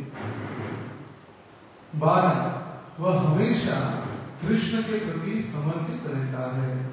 कृष्ण एक शरणागत, सरेंडर। थोड़ी सी कष्ट आ गए, चलो हम दरगाह में चलते हैं, थोड़े कष्ट आ गए हम अम्मा भगवान के पास जाते हैं, थोड़े कष्ट आ गए हम और कहीं आनंद ढूंढने के लिए जाते हैं। कृष्ण हमको पता है, राधे कृष्ण मारेंगे, हमारे कृष्ण राधेंगे। यदि कृष्ण मारना चाहते तो फिर कोई नहीं बचा सकता, और यदि कृष्ण बचाना चाहते तो फिर संसार की कोई भी शक्ति हमारा कुछ नहीं बिगाड़ सकती। देखिए उसका ज्वलंत उदाहरण मुझे पता कमा दो, भगवान ने उनको रक्षा करने का प्रयास किया, तो इम्पॉसिबल है, व्यक्ति सोच भी नहीं सकता 76 की आयु में इतना सारा ट्रैवलिंग करना, इतना सारा प्रचार करना, हमें इतना अच्छा है, हमारे पास समय है, फिर भी हम अध्ययन नहीं करते। उन्होंने ऐसी परिस्थिति में भक्ति शास्त्री कंप्लीट तो पहले किया था, भक्ति वैभव कंप्लीट किया, और अभी भक्ति वेदांत डिग्री चल रही है। भक्ति वेदांत भागवतम के 7वें स्कंद से लेकर 8वें स्कंद तक। एक बार मैं उनके कमरे में गया था, एक भक्त के साथ उनका बर्थडे था, तो केक लेकर देते हैं। जो भी मायापुर में जितने भी वरिष्ठ भक्त या ब्रह्मचारी वगैरह है, तो साल में एक बार जा सकते हैं गुरु महाराज को मिलने उनके बर्थडे के दिन, और फिर महाराज उनके हाथ में हाथ रख के केक कटिंग कर, जो भी भीड़ है। तो जब मैं गया था तो महाराज जी का एक सेक्रेटरी, बहुत सारे सेक्रेटरी और सेवक रहते हैं हमेशा भी, इतनी सारी सेवा है, तो उनके जो सेक्रेटरी थे महाराज जी की सेवाएं पढ़कर बता रहे थे जीबीसी मीटिंग की रिपोर्ट्स। जय प्रकाश स्वामी, ये GBC for Chile, Argentina, south Africa, ये वो सारा बता रहे थे कहाँ जीबीसी। इतना कोई स्थान नहीं कि ऐसे वहां पर वो जीबीसी नहीं है वर्ल्ड दक्षिण भारत। और जब प्रभुपाद जी ने इस पंथ की स्थापना की भारत में और बॉम्बे में रजिस्टर किया, तो दो लोगों को प्रभुपाद जी ने नाम रखा था जो अधिकारी, गोपाल कृष्ण गोस्वामी और जयप्रकाश स्वामी। लिखित वही अधिकारी है पूरे भारत इस्लाम की। आज भी गवर्नमेंट रिकॉर्ड, बाकी के अधिकारी जो गुरुजन है वो है, मगर ऑफिशियली लीगली एक होती 1971 से आज भी पूरी जिम्मेदारी। कुछ भी इस्लाम में गलत हो पुलिस या गवर्नमेंट उनको पकड़ ले। ऐसे परिस्थिति में हम सोच भी नहीं सकते। व्हील चेयर के ऊपर बैठना, फिर रूम से निकलना, फिर गाड़ी में बैठना, फिर फ्लाइट में लेके जाना, कितना असंभव है। हम सोच भी नहीं सकते। हमारी सोच या कल्पना के परे है। थोड़ा बहुत व्यक्ति बीमार हो जाता है, बूढ़ा हो जाता है तो चलता नहीं, कहीं जाना नहीं चाहता, मंदिर में आना नहीं चाहता, बेड के पास लाके लो यही खिलाओ, डॉक्टर को भी यही बुलाओ। तो बार बार कष्ट होता था, बार बार कोलकाता जाना पड़ता था। मैंने अभी रिसेंटली सुना कि जो लोटस बिल्डिंग है, लोटस बिल्डिंग के सेकंड फ्लोर पर ही हॉस्पिटल बना है, डायलिसिस सेकंड फ्लोर पर, फोर्थ फ्लोर से सेकंड फ्लोर पर आके डायलिसिस है। पूरा खून अपवित्र जो क्या टॉक्सिन्स वगैरह उसको निकालने हम सोच सकते हैं डायलिसिस भी होना है। और ऐसे परिस्थिति में भी दीक्षाएं हजारों दीक्षा, ऑलमोस्ट अभी लाख के आसपास आ गए शिष्यों की संख्या। और जैसे प्रभुपाद जी ने कहा you should distribute 10,000 Bhagavad Gita, तो हर महीने का उनका स्कोर भी है 10,000 भगवद गीता। और जब पूरा नहीं होता तो फिर महाराज अपने शिष्यों को प्रेरित करते कि पूरा ग्रंथ वितरण के लिए मुझे सहायता करो। हमको क्लास सुनने के लिए थकान आ जाती है। ऐसे परिस्थिति में महाराज हर रोज चैतन्य लीला क्लास देते, हर रोज रात के 8:30 से 9:30 बजे। जो भक्त वहां बैठ सकते, बाकी की जूम पर। महाराज जी हर परिस्थिति में, ऐसी परिस्थिति में घर नहीं जा पाते तो जूम पर घर जाते। हर रोज क्लास के बाद अगर आज 16 का नंबर है तो क्लास के बाद फिर हर एक के घर, जैसे फिर जरूरत प्रो के घर पे गए तो दिखाया जाता हमारा जरूरत प्रो का घर, फिर जरूरत प्रो की माता जी का ऑफरिंग करते हैं, आपके लिए केक बनाया, आरती की, नेक्स्ट तुरंत दूसरे के घर, फिर वासन करने से एक मिनट में हर एक घर में एवरी डे। कितना प्रेम। तो आगे 13 उनकी कोई भौतिक इच्छा है ही नहीं, क्योंकि शरणागति कृष्ण के प्रति है, कृष्ण की सेवा के लिए पूरा जीवन न्यौछावर है, तो फिर भौतिक इच्छा होने का प्रश्न नहीं। सबसे अधिक वर्ल्ड में ट्रैवल किया हुआ गिनीज वर्ल्ड रिकॉर्ड उनके पास है। सबसे वर्ल्ड में अधिक ट्रैवल, अधिक फ्लाइट उनके पास गिनीज वर्ल्ड रिकॉर्ड। अभी तो थोड़ा शरीर ठीक नहीं, इसलिए इस काम में पहले आज अमेरिका में, तो फिर कल कनाडा में, फिर पुनः कहीं न्यूयॉर्क में, कहीं लॉस एंजलिस में, हर 2-3 दिन में कहीं ना कहीं। इतना बड़ा देह, इतना बड़ा शरीर, चलते तो ऐसा लगता कि कोई विष्णु बुद्धि चल रही।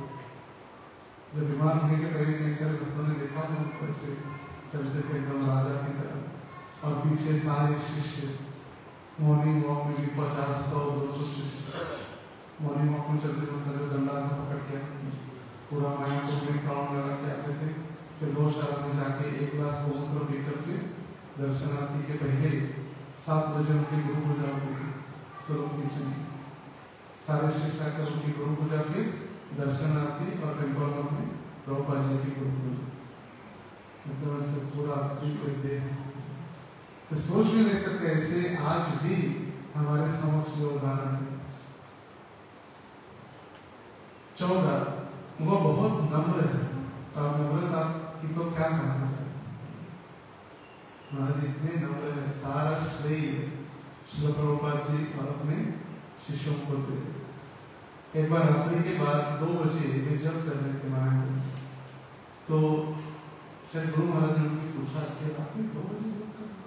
बोले महाराज क्या मेरे में हजारों शिष्य है और मुझे 100% पता है कि सभी ध्यान पूर्वक साधना कर रहे होंगे या न कर रहे होंगे, तो इसीलिए मैं अधिक जप करके उनकी भक्ति का मैं रक्षण करने का प्रयास करता। ये है नम्रता। बताया नहीं जाता कभी मैं नम्र हूँ, देखो मैं कितना नम्र हूँ। आवश्यकता नहीं, भगवान को पता है कि कौन कितना नम्र हृदय से है। वह स्थिर है। 15वां पॉइंट या 15वां पॉइंट, स्थिरता के विषय में तो देखा जाए तो फिर भक्तों की स्थिरता के लिए महाराज जी जब पहली बार मायापुर आए तब से मायापुर में हेड ऑफिस कभी नहीं। 1968 में जब प्रभुपाद जी तमाम महाराज के साथ और भवानंद महाराज के साथ जब उन्होंने जगह लेने के लिए जब से आए थे, तब से छोटे से कुटिया से लेकर उन्होंने इतना बड़ा एक राज्य, आध्यात्मिक राजधानी तैयार की। ऐसी कोई भाषा ऐसे उनको आती नहीं, जैसे बंगाली, फ्लुएंट बंगाली, तेलुगु, तमिल, क्योंकि दक्षिण भारत में आते थे कुछ आते थे सब भाषा। तो सारे गुण वैष्णव में जैसे हमने सुना, हराव भक्त से कुतो महत गुण, हरि के भक्त जो है अपने आप सारे भगवान के गुण उनमें प्रकट होने लगते हैं। वह अपनी इंद्रियों को नियंत्रित करता है ही नियंत्रित सारे इंद्रिय। इतने कष्ट होते हुए भी कोई कहते हैं महाराज जी ने अपने प्राण अभी तक उनकी विल पावर, इतना स्ट्रॉन्ग विल पावर या इतना अच्छे से उन्होंने शरीर को आत्मा के साथ टिकाए रखा है। क्यों? क्योंकि उनकी इच्छा है कि प्रभुपाद जी ने जो इच्छा व्यक्त की थी द टेम्पल ऑफ वैदिक प्लैनेटोरियम, उसकी प्राण प्रतिष्ठा में उनको पहले आरती करनी, पंचतत्व की पहले आरती। इसलिए उन्होंने प्राण अभी तक विल पावर, जब व्यक्ति छोड़ देता है हार जाता है तो फिर शरीर छोड़ने के लिए उसको ज्यादा समय नहीं लगता। जब उसको पता चलता है कि मेरी बस छोड़ देता है, खाना पीना छोड़ना या अपनी शक्ति जो है विल पावर क्या कहते हैं, उसकी इच्छा, उसकी इच्छा शक्ति अगर उसकी कम हो जाती है तो फिर वो धीरे धीरे और शक्तिहीन होने लगता है। 17 वह आवश्यकता से अधिक नहीं होना। तो हमें भी ध्यान रखना चाहिए कि हमें भी नित्य भूख हो आवश्यकता से। कभी कभी भक्त लोग तपस्या के नाम पर खाना पीना छोड़ देते हैं, वो भी गलत है। क्योंकि साधना करने के लिए हमारे पास जो साधन है वो साधन ही शरीर है, और शरीरम खलु साधनम, और इस शरीर को टिकाए रखना हमारा उतना ही कर्तव्य है जितना साधना महत्वपूर्ण है। इसलिए साधना के नाम पर, हम तपस्या के नाम पर शरीर को कष्ट देते रहेंगे तो फिर हम साधना नहीं कर पाएंगे। हमने खाना छोड़ दिया, सिर्फ मैं फल खा के जीऊंगा, मैं सिर्फ छाछ पी कर जीऊंगा, वो स्तर बहुत आगे, उसके लिए आध्यात्मिक शक्ति चाहिए।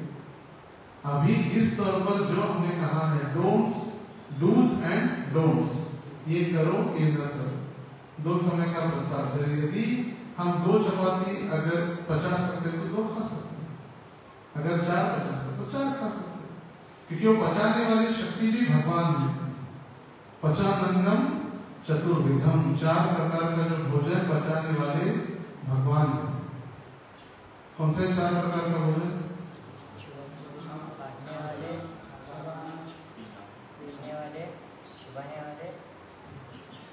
और चूसने वाले, Indian, continental, Chinese, south Indian में ये 4 प्रकार है। चबाने वाले, चूसने वाले, चाटने वाला और पीने वाला, चतुर्विधा श्री भगवत प्रसादो। तो देखिए, और भक्तिनाथ ठाकुर ने पूरा उसका वर्णन किया, भगवान को क्या भोग लगना चाहिए और फिर हम क्या प्रसाद दे सकते हैं। भज भक्त वत्सल श्री गौरी, शुक्त शाकाहारी भाजी नमिता पुष्पांड, दधि दुग्ध दधि तुम्बी दधि पंचाखंड, शशपुरी पिष्टक केरल पुरी पायसांत, अमृत रसाल अमृत रसाल जो भजन, उसमें नीचे अलग अलग 13 प्रकार के व्यंजन। तो जब राजभोग लगता है तो जो भोग लगाते हैं उनको वो भजन गाना चाहिए। जो भी राजभोग लगाते हैं, भोग लगाने के बाद मंदिर में आकर वो भजन गाना चाहिए, चिंतन करना चाहिए भगवान एक एक के व्यंजन खा रहे। और फिर भगवान खाने के बाद कहा कि कृष्णचंद्र सुखी निद्रा देगा, आनंद से फिर भगवान सो जाते। तो ये नहीं कि हम हमारी इच्छा के अनुसार, तो फिर ऐसे नहीं कि आज हम फल खाए और कल पूरा दिन खाते रहे, क्यों खा रहे, कल सिर्फ फल खाए इसलिए, तो फिर वो अवचन होने की संभावना है। 18, वह भगवान की माया से प्रभावित नहीं होता, क्योंकि वो माया को जाके अलीगढ़ नहीं करता। भौतिक संसार में जो अध्यात्मवादी लोग हैं उनका क्या है, नैति नैति, ये नहीं ये नहीं ये नहीं ये नहीं, नैति नैति चलते रहते हैं, ये नहीं चाहिए ये नहीं चाहिए। मगर भक्त बुद्धिमान, जैसे प्रभुपाद जी के समय में के भक्त और प्रभुपाद जी के डिस्कशन में चर्चा चल रही थी, वो जो गुरुत्वाकर्षण के सिद्धांत के ऊपर, गुरुत्वाकर्षण किसने डिस्कस किया? न्यूटन ने जो गुरुत्वाकर्षण का सिद्धांत प्रस्तुत किया, एक एप्पल के पेड़ के नीचे बैठा था और वो एप्पल नीचे गिर गया, और नीचे कैसे गिरा, ऊपर गिरने गया, उसके ऊपर उसने इतना दिमाग लगाया और भक्त कह रहे थे नीचे गिरा, भक्त होता तो भगवान को भोग लगा था। जैसे माया में लोग कहते ये नहीं ये नहीं ये नहीं, मिठाई नहीं खानी है, ये नहीं करना है, इधर नहीं रहना है, ये भोग नहीं करना, ये स्वीकारना, मगर वो तो मरकट वैराग्य है। युक्त वैराग्य वो है जो भी हमें प्राप्त हो उसको भगवान की सेवा में लगा के उसको उपयोग करना, जो भी प्राप्त हो उसको सारे भगवान की सेवा में लगाना, इसको कहा गया है युक्त वैराग्य। 19, वह सभी को सम्मान देता है, सभी को मान देने वाला और खुद कभी भी मान की अपेक्षा न रखने वाला। छोटी सी चीज भी या कोई छोटी भी सेवा करता है तो हमें सदैव उसके लिए एप्रिसिएशन करना आवश्यक है। जिससे हम जैसे अप्रिशिएट करते हैं, उसे अप्रिशिएट करने से व्यक्ति के हृदय में और सेवा करने की इच्छा जागृत हो जाती है। एप्रिसिएशन वो प्रामाणिकता है, जैसे हमारे पास कुछ हो या ना हो, कुछ मीठे शब्दों से भी उसका एप्रिशिएट किया जा सकता है। 20, वह अपने लिए कोई सम्मान नहीं चाहता, सब कुछ कृष्ण और गुरु को समर्पित कर देता है। क्योंकि हम इतने शक्तिशाली नहीं है कि संसार का जो क्रेडिट है वो बचा सके। हम जब तक वो जो भी हमें प्रसिद्धि, जो भी मान सम्मान मिल रहा है उसको सभी कृष्ण या गुरु को अर्पित करना चाहिए। गुरु फिर भगवान को अर्पित करते हैं। जैसे ब्राह्मण पूजा में जब भोग लगाते हैं तो गुरु को निवेदन किया जाता है, हे गुरुदेव आप भगवान को नैवेद्य अर्पण कीजिए। हम इतने शुद्ध हैं कि हम डायरेक्ट भगवान को भोग लगा सकते हैं, हमारी उसमें कोई योग्यता नहीं। इसलिए जब रसोई घर में जब कुकिंग किया जाता है तो राधा रानी को प्रार्थना की जाती है, राधा रानी आपकी सेवा में अधिकार तो आपका है, आपको अधिकार है कि भगवान को खिलाने के लिए या भगवान के लिए रसोई बनाने के लिए, मगर आपकी सहायता के लिए मैं कुछ सेवा करने का प्रयास कर रहा हूँ। ये भावना यदि रखकर हम कुकिंग करने के कितना स्वादिष्ट और सात्विक रसोई बनेगी। यदि हम हमारी जीवा को संतुष्ट करने के लिए कुकिंग कर रहे तो फिर मसालेदार एकदम चटपटा, मुझे गुलाब जामुन खाने इसलिए मैं आज गुलाब जामुन बनाऊंगा, रोज आप आज पास्ता बनाओ, पास्ता इसके लिए हमारे लिए चाहिए काम बनने के बाद 2 मिनट भगवान को बस नहीं, जो भी है पहले कृष्ण को। इतना नियम है कि जब भगवान के लिए कुकिंग होता है तो कुकिंग करने वाला और अंततः सिर्फ भोग लगाने वाला उतने ही लोगों को पता होना चाहिए। हमें जाना भी नहीं चाहिए क्या बना है, माता जी आज जाइए राजभोग के लिए, चलो माता जी आज क्या कीजिए, आम का रस बना लीजिए, बहुत अच्छा मुझे याद आता। तो इसका मतलब हम पहले भोग लगने के पहले वो व्यंजन हमने खा लिया है सूक्ष्म रूप से। 2 शरीर है, एक है स्थूल शरीर, एक है सूक्ष्म शरीर। स्थूल शरीर जो हम देख रहे हैं या हड्डी मांस के द्वारा बना हुआ, और सूक्ष्म शरीर जो हमारे इंद्रियों के द्वारा मन, बुद्धि और अहंकार इसके द्वारा बना गया। वो पहुंच जाता है वहां पर, उन्होंने खा लिया, फिर भगवान को भोग कैसे लगेगा? मतलब मसला को बहुत दिन से मसला को क्यों राजभोग, इसलिए हम कहते बार बार के राजभोग में जो भी गेस्ट आए या जो भी, सभी को डिवोटी किचन में, डिवोटी किचन में सिर्फ भगवान और सिर्फ भगवान के लिए, और कोई नहीं। गुरु महाराज के लिए भी कुकिंग करना अलाउ नहीं डिवोटी किचन में।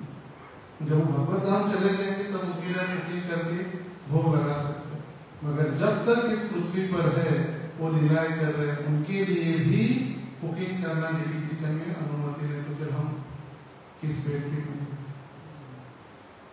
इसीलिए जब एक बार नोएडा में ऐसे हुआ, किसी माता जी ने महाराज जी को कंप्लेंट किया, महाराज आपके शिष्य आपके लिए डिवोटी किचन में कुकिंग कर। तुरंत महाराज ने जैसे सुना, फिर महाराज ने मुझे हेड बुलाया, सबको बुलाया। इसके बाद जब उनको पता चला कि डिवोटी किचन में कुकिंग किया, मैं प्रसाद ही नहीं बना। ठीक है, माता ने सोचा गुरु महाराज चलो बना सकते हैं, जब तक भगवान का है सिर्फ वो भगवान के लिए ही है। और इसलिए हमारा डिवोटी किचन और डिवोटी किचन हमेशा अलग होता है। नहीं तो फिर डिवोटी और डिवोटी किचन एक होने से फिर वहां पर भगवान के लिए जो बनता है, या भगवान के लिए जो रिस्पेक्ट है, या भगवान के लिए जो महानता या जो आदर वहां देना चाहिए, वो फिर टिकता नहीं। इसीलिए जहाँ पर प्राण प्रतिष्ठित विग्रह है वहां पर डिवोटी किचन और डिवोटी किचन अलग होना ही होता है। मैंने तो रशिया में देखा है, डिवोटी के घर में अलग अलग है, घर में किचन में उन्होंने हिस्से किए। किंतु एक ही स्थान होता है, मगर जो बर्तन वगैरह जो होते हैं या प्लेट्स है, बर्तन धोने के स्थान अलग है। वहां पर लिखा है this is for Krishna, this is for जीवा, ये जीव के लिए है, ये भगवान के लिए। जैसे भगवान का जो कुकिंग होता है, भगवान के बर्तन अलग, हमारे लिए फिर जो प्रसाद है, भोग अलग, प्रसाद अलग। फ्रिज भी दो, एक प्रसाद हॉल में जिसमें सिर्फ प्रसाद और भोग के सामग्री है। यदि प्रसाद और सब्जी टच भी हो जाते तो फिर सब्जी प्रसाद बन जाती है। जो सूखी सब्जी या कच्ची सब्जी या कच्चा अनाज भी उसको भोग नहीं मिलता अगर नियम से जाए। इसलिए हमें इसका ध्यान देना चाहिए, विशेष रूप से विग्रह सेवा में। 21 वह बहुत गंभीर है। अभी गंभीरता इस शब्द का यदि अर्थ देखा जाए तो गंभीर मतलब सिर्फ दिखावा करने के लिए नहीं। इसके चेहरे के 12 बज गए, गंभीर मतलब किसी से बात नहीं करेगा, एकदम गंभीर बैठा है। इसे गंभीर मतलब सेवा में गंभीर। जब वो सेवा करेगा चित्त स्थिर रखते हुए, द डिवोटी शुड बी दक्ष। दक्ष मतलब वो डिसिप्लिन, वो सचेत होना चाहिए, दक्ष। प्रभु जी के क्रेडिट है, पहले आप दक्ष बनो और फिर कृष्ण भावना बनो। हम क्या कर रहे हैं हमें पता ही नहीं, हम खा रहे नीचे गिर रहे पता ही नहीं, हम खाते खाते नहीं इधर उधर पकड़ रहे, इधर उधर सर्च कर रहे, नीचे गिर रहे, ध्यान सेवा कर रहे, पानी गिर रहा है। जो भी हम कार्य कर रहे वो सारा कृष्ण के लिए कर।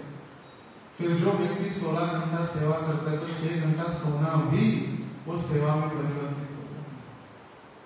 सोना भी इंद्रिय तृप्ति नहीं रहती, वो सोना सेवा हो जाता है, क्योंकि आगे उस यंत्र के मनुष्य रूपी यंत्र को आगे उसको चलाने के लिए, जैसा कि बैटरी ज्यादा चार्जिंग होने से गर्म हो जाता है तो बंद करना, या मोबाइल गर्म होने के बाद वो टेम्परेचर बढ़ने का तो अपने आप बंद हो जाता है, टेम्परेचर इज हाई, तो उसको फिर बंद करके ठंडा करना पड़ता। तो उसी प्रकार शरीर इतना सेवा में व्यस्त है तो उसको भी थोड़ा ब्रेक देने के लिए विश्राम, तो पूरा समय। और गंभीर मतलब भक्तों से प्रेम, भगवान से प्रेम, भक्तों से मित्रता, जो अज्ञानी है उनके ऊपर कृपा और जो अपराधी है उनसे उपेक्षा। भक्ति की व्याख्या ये एवं प्रसन्न मनसो भगवत भक्ति योगतः, भक्ति करने से व्यक्ति प्रसन्न रहे, उदासीन नहीं। अगर वो ठीक से भक्ति करे तो, अगर मन में कुछ है और वाणी में कुछ है तो फिर मुंह में राम बगल में शिव, तो फिर कहाँ से प्रसन्न है? उसके मन में अलग अलग चलते रहते हैं, इसके बाद ये, इसके बाद ये। फिर जो दीर्घ सूत्री कहा गया इसको, दीर्घ सूत्री मतलब हमेशा जो कंटेम्पलेशन करता है कि किस प्रकार मैं मेरे अलग अलग जो प्लानिंग है उसको सक्सेसफुल करूं, फुलफिल करूं, दीर्घ सूत्री। फिर 23वां वह मिलनसार है।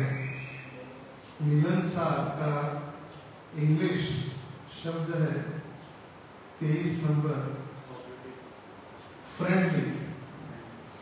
मिलनसार, friendly. A Vaishnava is approachable and welcoming, making others feel comfortable at ease. मतलब जो भक्त है दूसरों को स्वागत करने के लिए, बात करने के लिए, मित्रता करने के लिए वो हमेशा तैयार रहता है। अरे क्यों आया? पता नहीं कि मैं सोने का समय डिस्टर्ब कर दिया फालतू में। वो हमेशा इज वेलकमिंग मतलब वो दूसरों को स्वागत करने के लिए हमेशा प्रेरित रहता है या तैयार रहता है, और दूसरों को वो एक ऐसा वातावरण उत्पन्न करके देता है जिससे वो अपना हृदय खोल सके। जब तक आप उसको मित्र नहीं बनाते तब तक वो अपना हृदय आपके सामने नहीं खोलेगा। The fundraising is more, fundraising is more important than fundraising. अब फंडरेजिंग के लिए हम जाते हैं किसी के पास 100 रुपए लो, 500 रुपए लो, मिला चलो, मगर वही यदि उसको आपने मित्र बनाया तो हर महीने बिना मांगे 500 रुपए आ जाते, बराबर? इसलिए मित्र बनाना बहुत महत्वपूर्ण है, फ्रेंडशिप, मित्रता भक्तों के साथ। नंबर 24 वह काव्यात्मक है, is poetic. A Vaishnava is able to express their love and devotion to Krishna through poetry and other forms of artistic expression. जब ये भगवान के पास आते हैं तो भगवान की स्तुति हो, भगवान की सेवा हो या कोई भी कार्य क्यों न हो, उसके पास जो गुण है वो सारे गुण उस सेवा में लगा देता है। अरे मैं ड्राइविंग सीखूंगा तो मुझे ड्राइवर बना देंगे, मैं इसलिए सीखूंगा। अरे मैं कुकिंग सीखूंगा तो मुझे बार बार किचन में भेज दिया, इसलिए मैं सीखूंगा। जो भी उसके पास कला है उस कला का 100% भगवान की सेवा में लगा, तभी उसको कहा गया है पोएटिक या कवि। कवि मतलब सिर्फ भजन या गाने वाला नहीं, जो भी उसके पास कला है अपनी सारी कला को भगवत सेवा में लगाना। 25 वह निपुण है। निपुण मतलब expert. A Vaishnava is skilled and knowledgeable in their chosen field of service to Krishna. जो भी अधिकारी और गुरु ने दी हुई सेवा है उस सेवा में वो सेवा करते हुए निपुण दक्षता से एक्सपर्टली वो सेवा करने का प्रयास करते हैं। जबरदस्त है, चलो दिया है, खिला दे रहा हूँ बस, जल गए तो स्वीट राइस बनाने के लिए बोला तो है, मगर ध्यान नहीं देंगे क्या करें। दक्ष मतलब कंसंट्रेशन, उसका फोकस उसके ऊपर। जैसे 1936 में एक पिक्चर बना प्रभात फिल्म का, संत तुकाराम जो कहते हैं ना ब्लैक एंड व्हाइट, और प्रभात फिल्म का 1936 में बना हुआ मूवी, और उसमें जो तुकाराम महाराज है वो निपाणी के, कोल्हापुर के पास जो निपाणी वहां के, तो वो इतना उस मूवी करते करते अपने आप को तुकाराम महाराज के भाव में उन्होंने उतार दिया है कि वो मूवी रिलीज होने के बाद तो घर वापस जाने की इच्छा ही नहीं हुई, अपने आप को याद किया। तो ये है भावना, एक्सपर्टीज, चेतना। हम क्या कर रहे हैं, किस लिए कर रहे हैं, क्यों कर रहे हैं, हम कहाँ बैठे हैं, क्या बोल रहे हैं, इसका चिंतन, वो एक्सपर्ट बन जाता है। यदि चित्त स्थिर नहीं तो फिर क्या? चित्ती नाही स्थान, चित्त नाही स्थानी तरी तीर्थी भ्रमी, ऐसे हरि पाठ में वर्णन है। आप कितने भी धाम यात्रा क्यों न करो, अगर चित्त स्थिर नहीं है तो इस तीर्थ यात्रा का कोई भी फायदा नहीं। हम जाएंगे, डुबकी लगाएंगे, आएंगे बस। जैसे गुरु महाराज भी कह रहे थे अभी मेलकोट यात्रा में, सिर्फ दर्शन करना, सिर्फ स्नान करना, यही यात्रा नहीं। तो फिर ये कैसी यात्रा है? गधों की यात्रा होती है, जैसे गधे कौवे जाके पानी में डुबकी लगाते हैं। यात्रा मतलब वहां पर जाके दर्शन, स्नान, इसके साथ साथ वैष्णवों के बीच बैठकर कथा भी श्रवण करना और सेवा करना। सभी लोग जाते हैं कुंभ मेला स्नान करने के लिए, अमृत पान पाने के लिए, और इस्कॉन के भक्त जाते हैं वहां पर कृष्ण भावना को वितरित करने और श्री प्रभुपाद जी के फूड फॉर लाइफ का प्रसाद देने और सभी को भक्तों का संग देने के। इसीलिए हमें एक्सपर्ट बनना है। हमारी जो भी chosen field of service to Krishna, जो भी हमने सेवा दी है या हमें दी गई है या जिसका हमने चयन किया है, उसमें एक्सपर्ट होने का प्रयास। और 26वां गुण है साइलेंट, मौन। A Vaishnava is reserved and thoughtful, avoiding unnecessary chatter and gossip. मौन मतलब जबरदस्ती की चुप्पी नहीं, और शांत बैठता है, बातें नहीं करता किसी से। रोज है रोज कुछ पूछना था, हरे ऐसे नहीं जबरदस्ती। मौन इस शब्द का अर्थ प्रभुपाद जी उपदेशामृत में लिखते हैं, मौनी मतलब सिर्फ कृष्ण के विषय में, कृष्ण का और कृष्ण के विषय में या उनकी सेवा के विषय में चर्चा करना, वो है मौन। जबरदस्ती की चुप्पी नहीं, जबरदस्त मुंह बंद करके रहना, वो मौन नहीं होता। यदि वो बोल रहा है तो किसके लिए? कृष्ण के लिए, या कृष्ण की सेवा के लिए, या कृष्ण के प्रचार के संबंधित वो चर्चा कर रहे, उसको कहा गया मौन। भौतिक वो चर्चा ही नहीं करता। कैसे चल रहा है घर में, क्या हो रहा है, लड़की कैसी है, शादी कब कर रहे, उसका कोई लेना देना नहीं है। भक्तों को, दूसरे भक्तों को कृष्ण के विषय में कहना है। आजकल नई एक ट्रेंड चालू हुआ है, हम डायरेक्ट सबसे पहले कृष्ण के विषय में नहीं बताएंगे, हम उनके परिवार को पहले मित्र बनाएंगे, फिर वो ज्यादा क्वालिटी नहीं देंगे। हम डर डर के उनको बोलेंगे, अरे ये नियम है, ये नियम पालन करना होगा, जब करना पड़ेगा, कैसे उनको लगेगा, फिर हम क्वालिटी, हम प्योरिटी नहीं दे पाते। तो मौन मतलब कृष्ण के लिए और कृष्ण के विषय में चर्चा करना।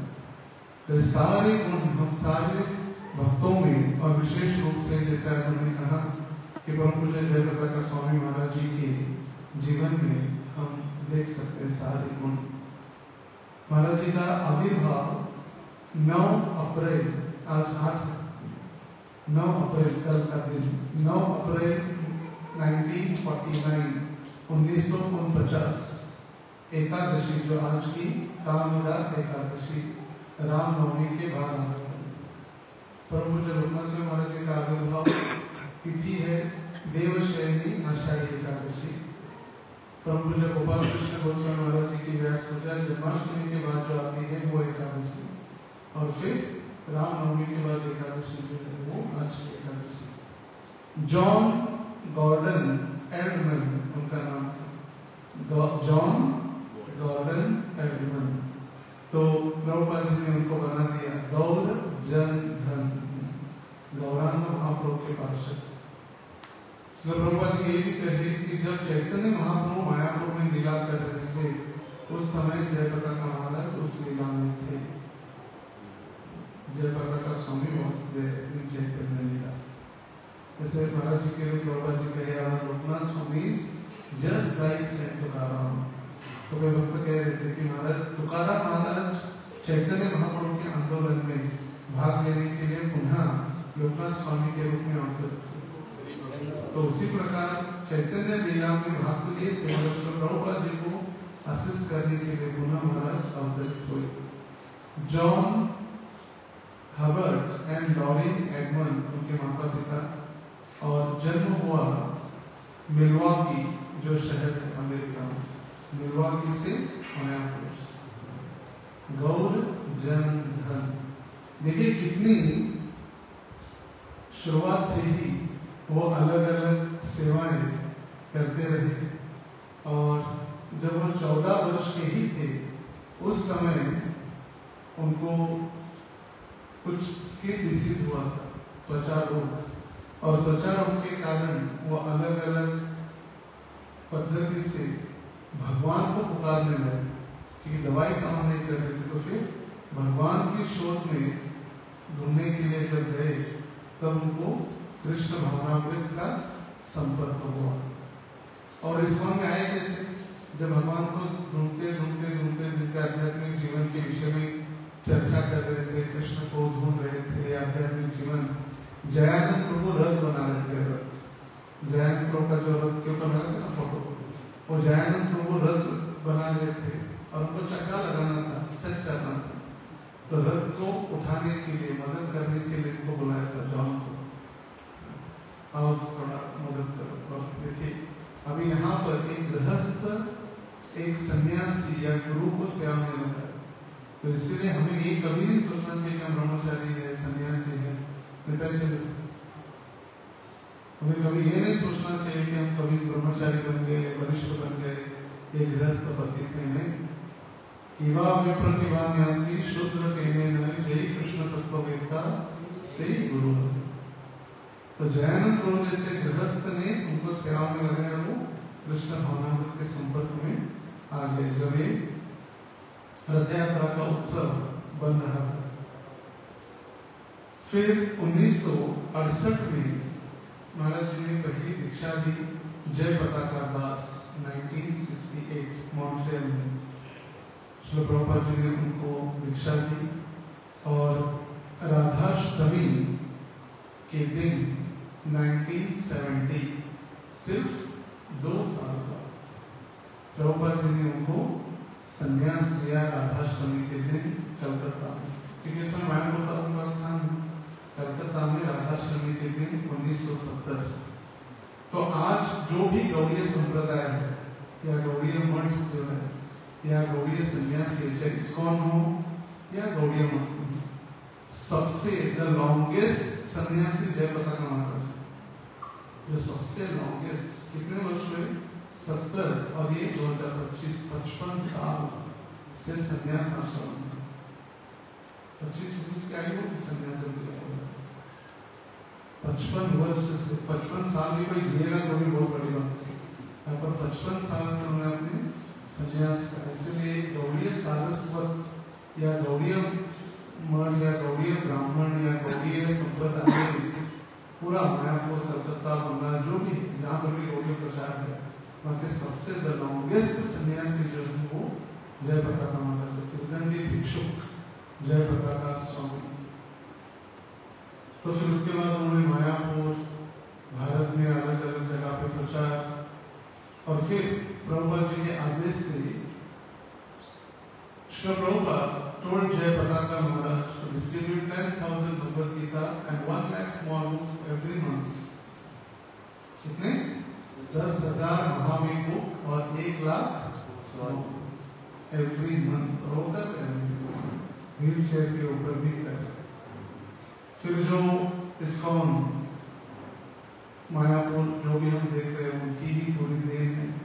फिर नामहट्ट प्रचार जो है, नामहट्ट जो भक्तिनाथ ठाकुर द्वारा, जो जय पताका महाराज ने 1970 में जो प्रारंभ किया, पूरे बंगाल और पूरे देश विदेश में उन्होंने इस नामहट्ट प्रचार को आगे बढ़ाया। एटलांटा एक शहर, एटलांटा अमेरिका में, उसको महाराज जी ने पानी हांडी बना दिया, न्यू पानी हांडी, और वहाँ पर पानी हांडी फेस्टिवल सबसे बड़ा प्रसिद्ध चिड़ादेही महोत्सव मनाते। भारत से सबसे बड़ा फेस्टिवल कहाँ है? एटलांटा में, अमेरिका में। फिर जो बोट महाराज जी ने प्रारंभ की कलकत्ता से मायापुर, निताई पदकमल बोट, कुछ कारणों से बंद हुए, कभी चलेगी पुनः, जो अलग अलग स्थानों से, हावड़ा से मायापुर, क्या नाम है बोट का? निताई पदकमल बोट, जो श्री प्रभुपाद जी की इच्छा थी। इसमें एक वार्तालाप है प्रभुपाद जी का। जय पताका महाराज ने श्री प्रभुपाद जी को पूछा, जय पताका, would you like to see the गौशाला or the boat today? Shri Prabhupada, Prabhupada ji को पूछा, प्रभुपाद आपको बोट देखना अच्छा लगेगा कि गौशाला में जाना? प्रभुपाद जी कहे विच बोट? स्ट्रेट? प्रभुपाद जी को कहाँ जाना, सीधा जाना? तो भवानंद महाराज कहे बोट इज एट हुलर घाट, हुलर घाट पर बोट खड़ी है। तो फिर प्रभुपाद जी कहे boat is worth seeing, boat देखना अच्छा है, चलो बोट देखते हैं। और फिर प्रभुपाद जी मॉर्निंग वॉक जनवरी 17, 1976 में वो बोट देखने गए। और फिर प्रभुपाद जी ने उस बोट का नाम रखा निताई पदकमल। ये बोट का नाम क्या रखो? निताई पदकमल बोट। फिर जो प्रभुपाद जी की इच्छा से जो फूड फॉर लाइफ प्रारंभ हुआ, उसका भी सारा श्रेय जय प्रकाश महाराज जी को जाता है। फिर बाद में जो मायापुर मंडल परिक्रमा, फिर भक्ति वेदांत स्वामी चैरिटी ट्रस्ट के अंतर्गत जो भक्ति वेदांत स्कूल, भक्ति वेदांत इंटरनेशनल स्कूल, इतना पूरा अगर उनकी जीवनी अगर हम पढ़ते रहे तो फिर पूरी एक कथा ही हो सकती है। ऐसा कोई स्थान नहीं है, वे हर जगह ऑलराउंडर है। बुक डिस्ट्रीब्यूशन, फिर फेस्टिवल, नाम हट या बुकिंग, क्लीनिंग, सब कुछ करने के लिए उनका बड़ा ध्यान में, इतना बड़ा ध्यान और ध्यान रखते हैं। जैसे 4-5 लोग भी पहले, जब मुझे याद है कि जब वो शरीर उनका ठीक था तो लिफ्ट नहीं थी मानी पड़ती, वो चढ़ के ऊपर 4th फ्लोर पर जाते थे। और कैसे जाते थे? ऐसे खड़े हो जाते थे स्टेयरकेस के ऊपर और 8-10 शिष्यों को धक्का लगाना पड़ा, दबा के जो से उनको लेकर जाते थे। मुझे पता नहीं था कि मैं ऐसे ही घूम रहा था उस बिल्डिंग में, तो एक पत्नी बोले आज ध्रुव महाराज को लेकर जा रहे हैं। मुझे लगा उठा के उधर लेके, बोले धक्का लगाओ, फिर धक्का लगा के वो लेकर जाते।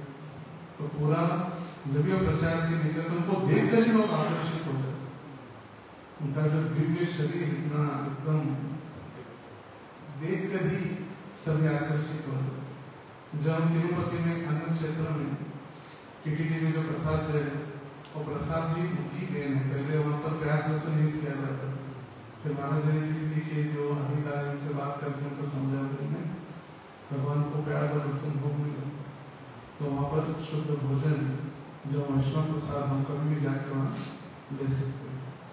तो उनका व्यास हो जाए सारा प्रोग्राम लाइव आप मायापुर टीवी पर देख सकते हैं। जो भी समय है यहाँ वहाँ की बातें इंस्टा चैट करने से अच्छा अगर आध्यात्मिक हम कार्यों में लगे तो हम भी फिर ये अलग अलग गुणों को विकसित कर सकते हैं।